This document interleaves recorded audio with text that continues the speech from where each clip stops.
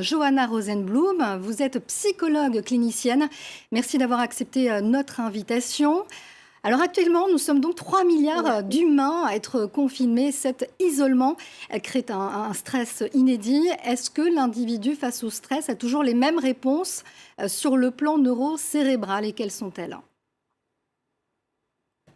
Alors, vous parliez du stress post-traumatique. Donc, en fait, le stress post-traumatique, il fait partie d'un ensemble de symptômes qui peuvent apparaître après l'exposition à un événement à caractère traumatique, hein, où le sentiment de peur et de mort imminente et d'impuissance sont au premier plan.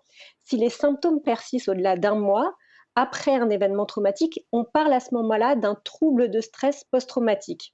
Alors, vous l'avez dit, hein, la situation, elle est inédite, donc les répercussions, on les connaîtra réellement après le confinement.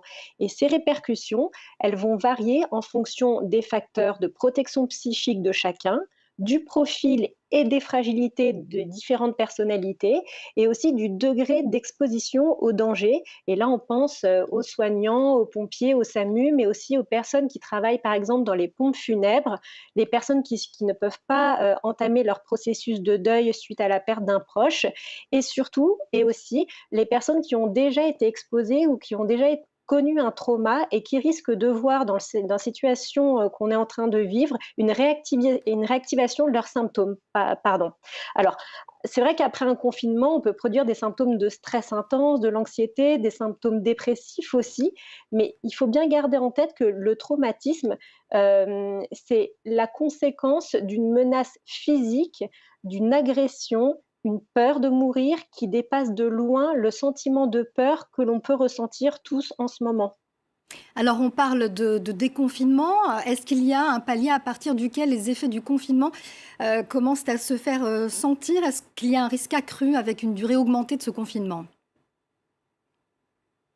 Alors oui, il y a une étude là, une étude, britannique qui a été publiée il y a quelques jours, et qui a pas mal fait parler. En fait, c'est un article qui fait une espèce de revue de la littérature, de différents articles qui parlent des conséquences du confinement et du déconfinement, et c'est vrai qu'ils mettent en premier plan l'anxiété qui semble s'accroître à partir de 10 jours. Eux, ils évoquent, le stress post-traumatique, notamment au moment du déconfinement qui est aussi, finalement qui peut être aussi une situation de mise en danger au point de vue psychique, parce que d'un seul coup, on peut se relâcher, se retrouver à l'extérieur, et ben, ça peut créer chez certaines personnes une décompensation à l'endroit où ils tenaient bon, en fait, depuis plusieurs semaines.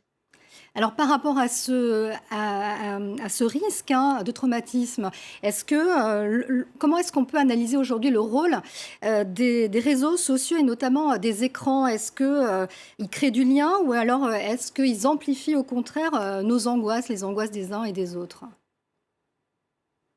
Oui, alors là, encore une fois, ça dépend un petit peu des personnalités, hein. C'est sûr que les réseaux sociaux, c'est un super outil, pour créer du lien. On a chacun, les capacités de se mettre en lien avec, nos amis, notre famille, nos collègues de travail. Mais pour certains, cette espèce injonction à la communication et à se tenir en lien, et ben, c'est pas toujours, très agréable, et ça peut même avoir des effets délétères. Donc pour les personnes qui s'y retrouvent dans le repli sur soi, dans l'isolement, et ben, il faut aussi respecter que ces personnes-là n'ont pas systématiquement besoin d'être sollicitées et de participer à des groupes, même s'ils ont vocation, à apporter du plaisir et de la bonne humeur. Merci beaucoup Johanna Rosenblum d'avoir été avec nous. Je rappelle que vous êtes Merci à vous. psychologue et clinicienne.